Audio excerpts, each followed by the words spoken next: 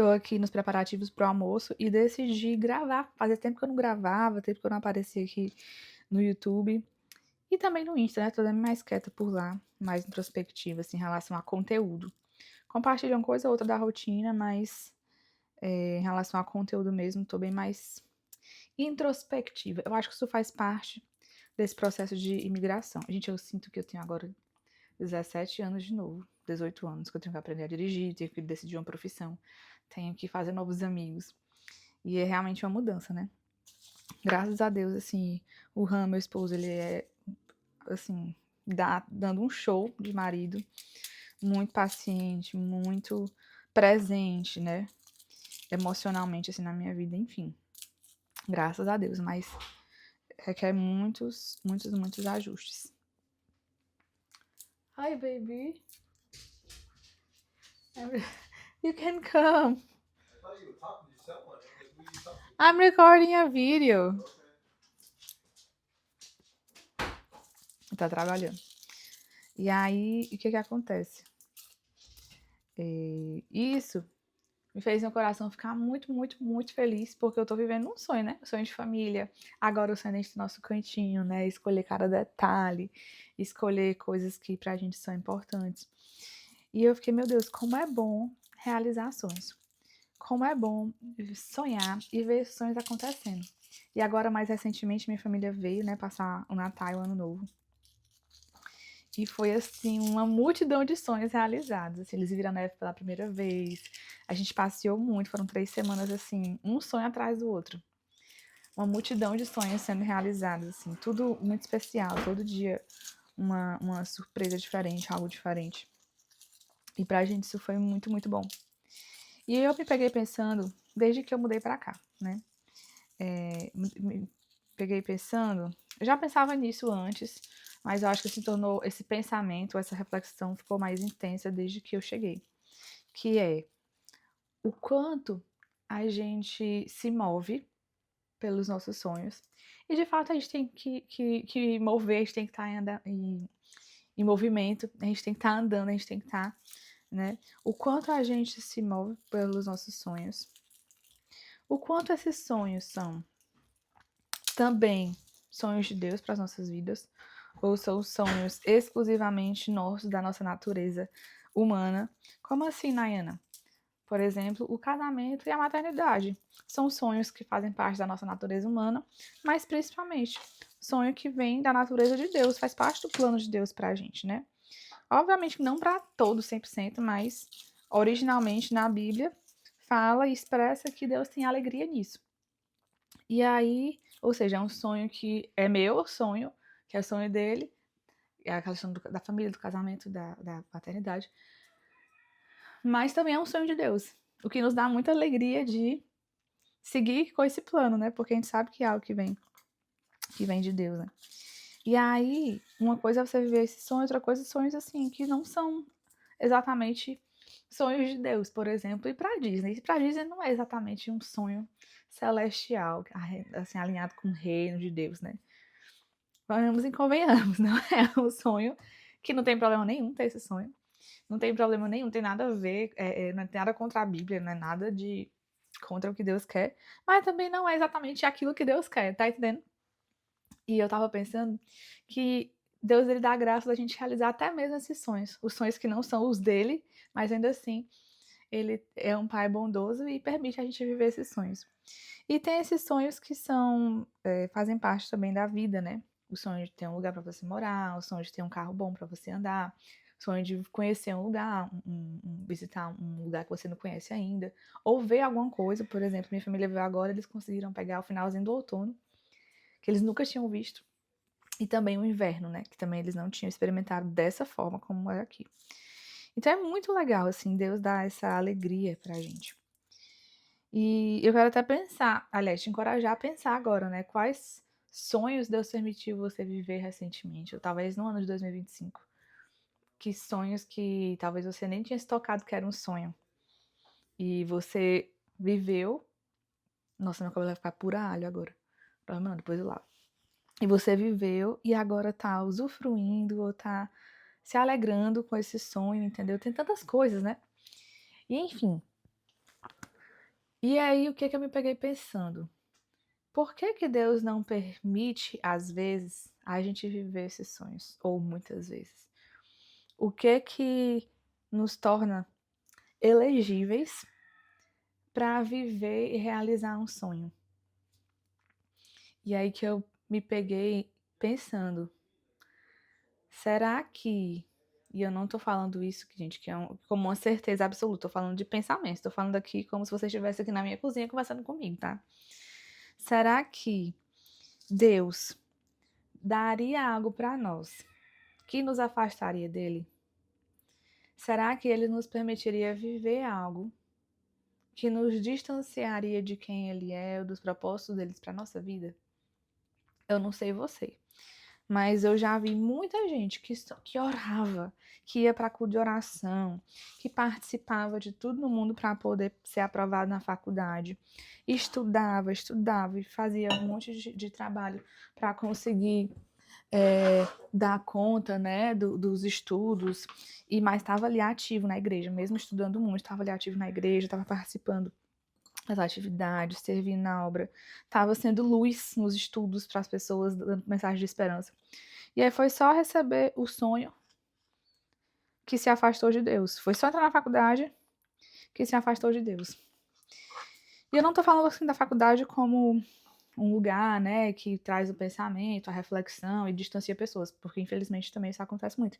Não nesse sentido, mas no sentido de a pessoa começou a cultuar o sonho, começou a cultuar aquilo que era para acrescentar, para melhorar, para aperfeiçoar, e até mesmo como um presente de Deus, um sonho a ser vivido, e a pessoa substituiu a presença de Deus por esse sonho ou por esse lugar, sabe?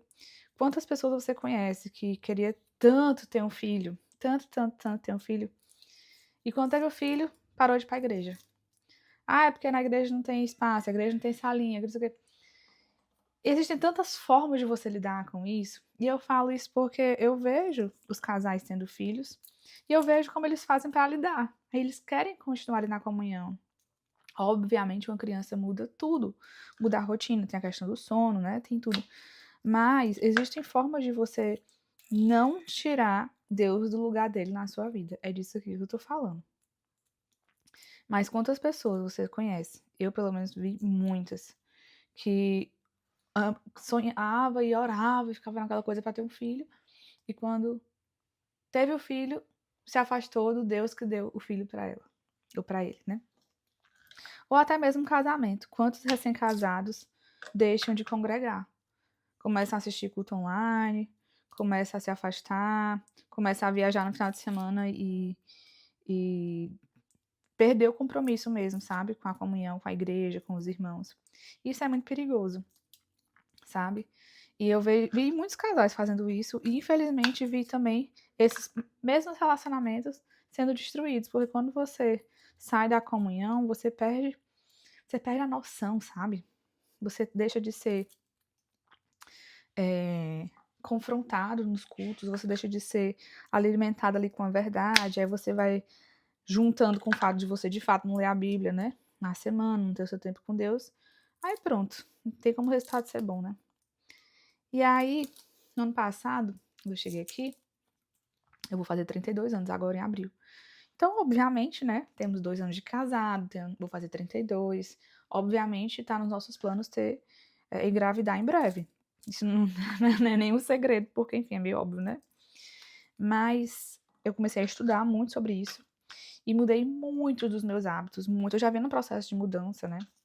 Não só saudável em relação à comida, mas saudável em relação e mudanças de cosméticos, de produtos de limpeza, gente, tudo mudou de fato.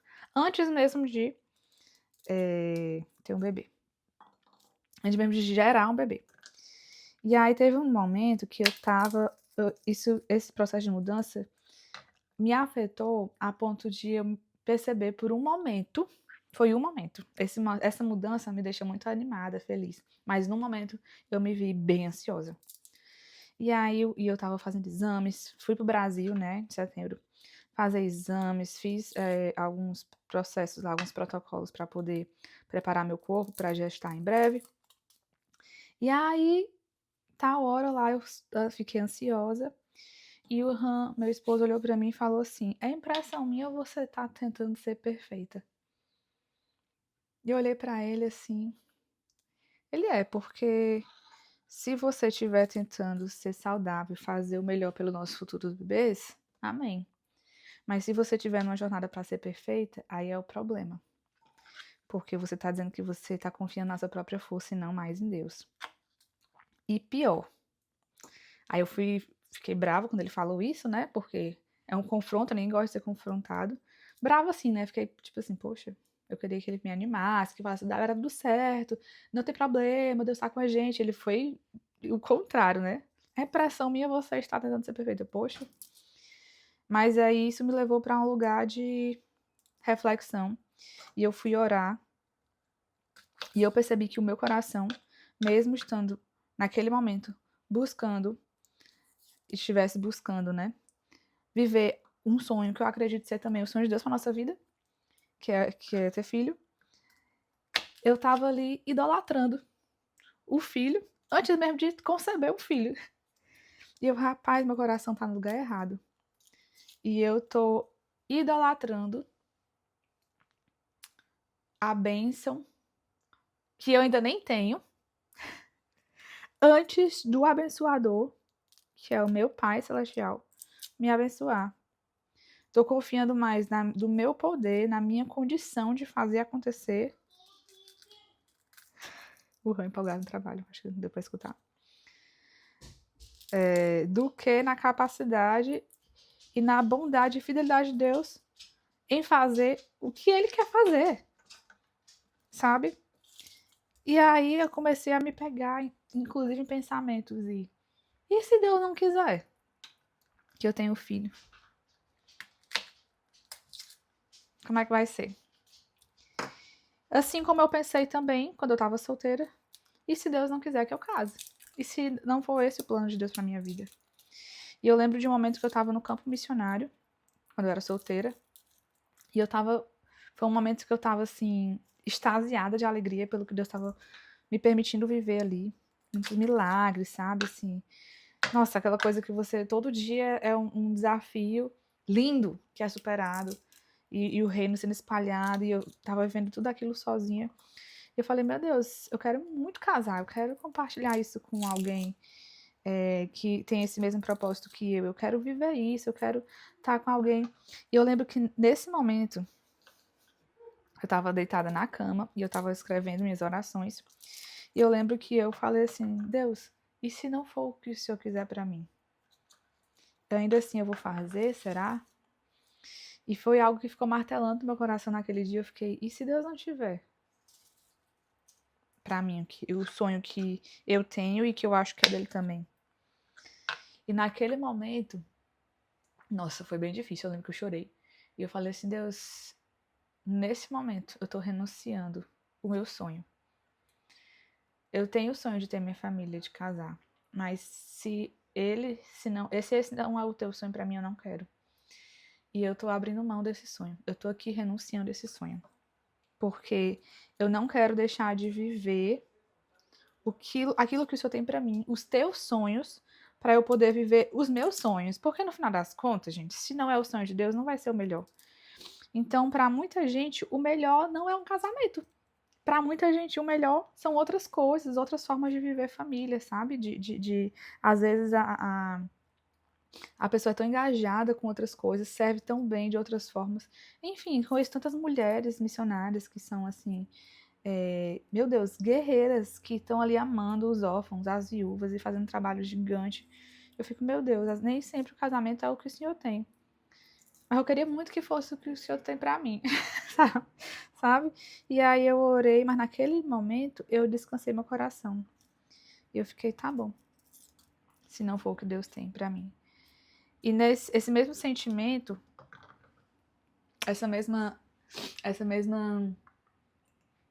conversa, algo parecido, eu tive recentemente agora em relação a filhos, né? Eu falei, Deus, se não é o que o Senhor tem para mim, Assim como eu tive quando a gente foi planejar a viagem de férias.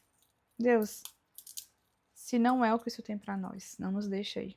Não nos deixa ir pra Disney. Se não é o que o Senhor tem pra nós, não nos deixa ir pra ver a neve, sabe? E isso, gente, é tão difícil, porque a gente... a nossa natureza, a gente tende a se apegar, né, nas coisas. E a gente tende a amar as coisas, isso não é errado. Mas a gente tem que vigiar muito o nosso coração, pra gente não idolatrar os sonhos e não idolatrar as bênçãos. Quando a gente vai para a Bíblia, é só o que a gente vê no Antigo Testamento. É só o que a gente vê, o pessoal idolatrando. Tudo eles idolatravam. Inclusive, a questão, né, da ordenança de Deus para não casarem com pessoas de outras regiões era exatamente por quê? Porque o povo era muito idólatra e eles traziam seus deuses e com isso o povo se desvirtuava, né? Começava a adorar outros deuses também. E a gente sabe de o primeiro mandamento da Bíblia é: não tem outro Deus. E quando a gente vê esse primeiro mandamento, às vezes a gente pensa que é para a pessoa da alta religião, que adora esculturas. É para o outro, porque o outro não vai para a igreja e eu vou para a igreja. É para o outro, porque eu sou crente. Ah, os mandamentos são para todos nós, inclusive, né? Os que já são crentes assim, desde cedo. Porque às vezes a gente bota o ídolo como se fosse um outro Deus, com D minúsculo, né?